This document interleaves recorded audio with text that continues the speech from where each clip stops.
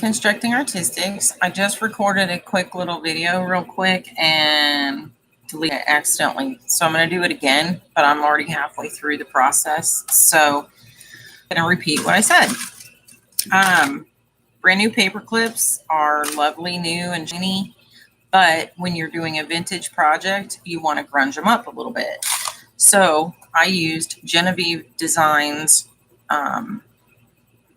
recipe. Genevieve Designs is a channel here on YouTube. If you haven't watched her, she's fantastic. She really makes the most beautiful books, and her crafting is outstanding. So I've learned a lot from her, and the solution to rust metal items is on her channel. And what she does is she takes equal parts of vinegar and hydrogen peroxide and puts it together with some salt. So that's what I did. I didn't measure anything. I just got a solo cup, a disposable cup. I added about an inch of each, and then just took the salt shaker. I imagine it was about a half a teaspoon, I think, and I stirred it up. This is what happened after about 2 minutes. The problem is this rust wants to come off of let me turn this light a little bit. This rust, I don't know if you can see this staining, wants to come off on this paper towel. It'll do the same on the page. So I just took them out and dried them on that. So what I discovered after doing this, because I actually found this out some time ago, was that I could coat these paper clips. So I just now went through and coated them once, and I'm going to coat them the other end. I did the double end first just so I can remember, but I use this Liquitex gel medium, and this is the matte gel. They have a shiny one, but I want a matte finish. And this is actually an old jar that I got. I started to say contaminated. It's not. It's yeah. That's because I'm a nurse, and those nurse terms pop out. But I got some glitter in it when it was almost to the end of the jar, so I kind of set it aside, and I just use it for oddball things like this. And the reason being is you have to be careful when you do this, because of the fact that it will turn your gel medium orange if you put it back in the jar. So don't like swish your brush around. I'm using a pretty stiff brush. I believe this is called a stippling brush. I think this is for when you make when you use what is it? I think some people use this kind of brush when they're using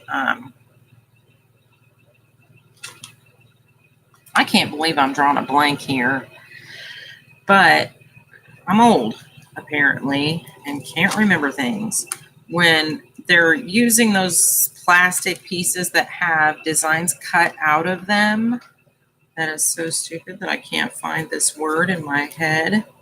I'm sure it's because the late hour. I'm a night shifter, and I don't normally get turned around on my days off, but I did.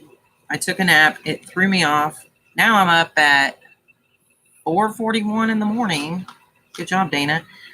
And so that's not the best thing I could have done, but it is what it is. Anyway, if you use a stiff brush, you can kind of, if you get any glopped in there, you can kind of get it out. Don't use a good brush. I'm using this little cheapy brush. It's plastic. And the reason being is I can soak it in water. You know, you can't do that with your wood, your better wood brushes. The wood expands and it ruins them. And then you start losing bristles and all kinds of mess. But these are just the ones you get like at the Dollar Tree or in the kids section. I don't even know where I got them. I've had them so long. But it is nice because I can put it in a cup of water and kind of just scrape it off and use it again for dirty jobs like this. So it's kind of the equivalent of a chip brush. But again, the channel that I got this off of, Genevieve Designs, taught me two very important things.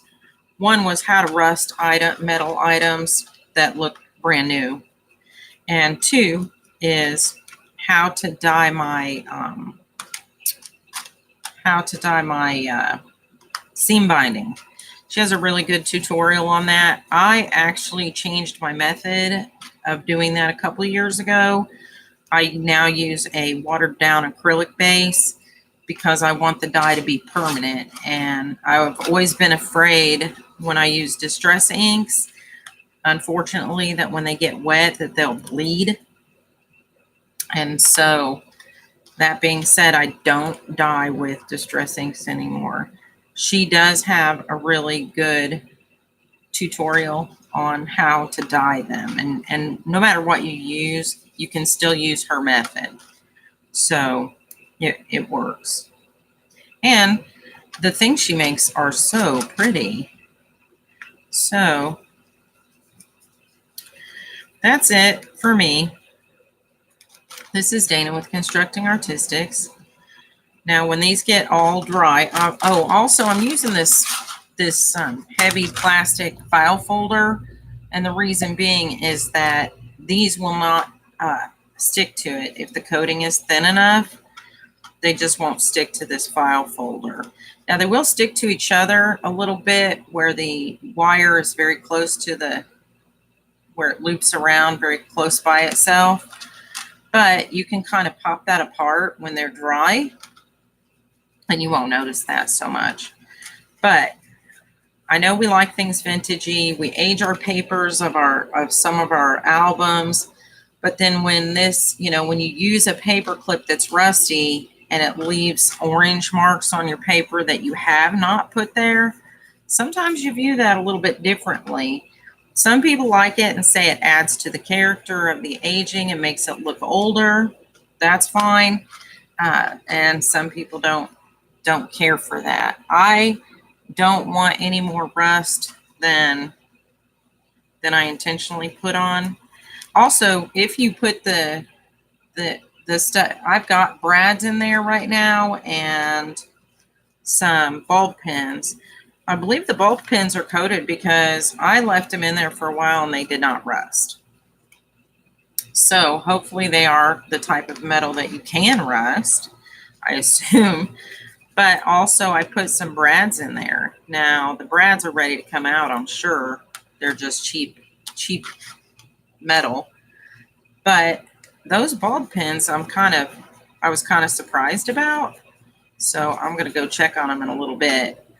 Also, use a plastic spoon to dig your stuff out. If you are rusting bulb pins, be careful not to get poked with a rusty pin, especially if you haven't had a tetanus shot lately.